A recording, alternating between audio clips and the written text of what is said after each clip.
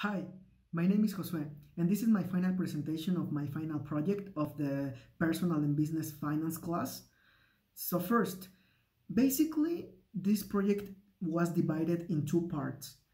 We made a personal and family budget, but we also made a simulation of an actual stock portfolio in the Finamex traded platform on the internet. So regarding the first part about the personal and family budget, um, using an Excel file, we have the opportunity to analyze all of the expenses that we are having currently during this year, for example, 2020, but also to planify the future spendings that we are going to have on 2021. At least that was my case. I decided to do it for the next year, 2021. Like I am mentioning, I had the opportunity to analyze all of the spendings that I'm having, which are mainly for food, education, and transportation, and are going to be the same ones mainly for the next year.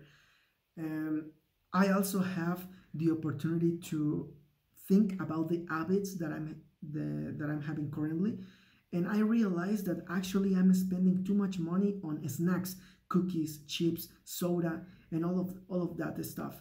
So I know that this is an unhealthy habit, just like Carrie Siegel from a book that I was reading this semester for this course. He mentions in such book that unhealthy habits that we have in the present may represent higher future spendings.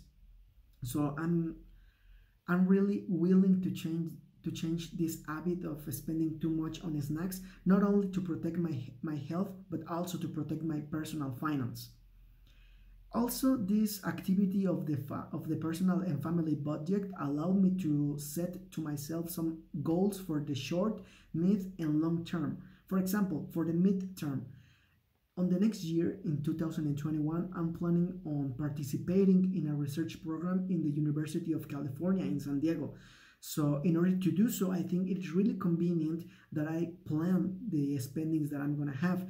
And what could be better than considering such spending in this budget for the next year?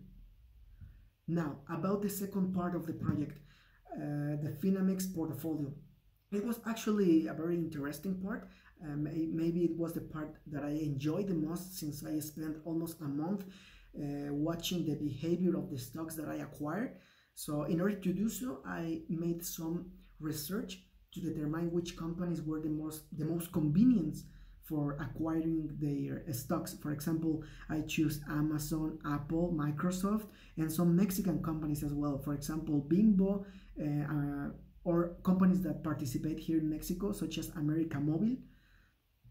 So I had the opportunity to witness all of the profits, the daily profits and losses of the stocks that I have in my portfolio, but also I learned the importance of the educated decisions that must be made in the financial field and the principle of diversification, which I think is quite important for any person that is planning to start investing. For example, if you are going to invest all of your money in only one company, you are risking yourself to lose it all if the company goes bankrupt, for example.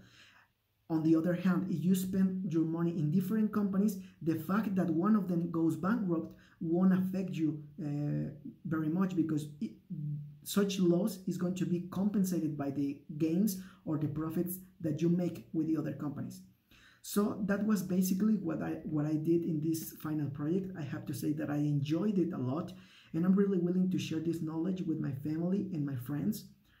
And one important and probably the most ambitious goal that I have for the next year is to look for the professional advice to start investing in the Bolsa Mexicana de Valores.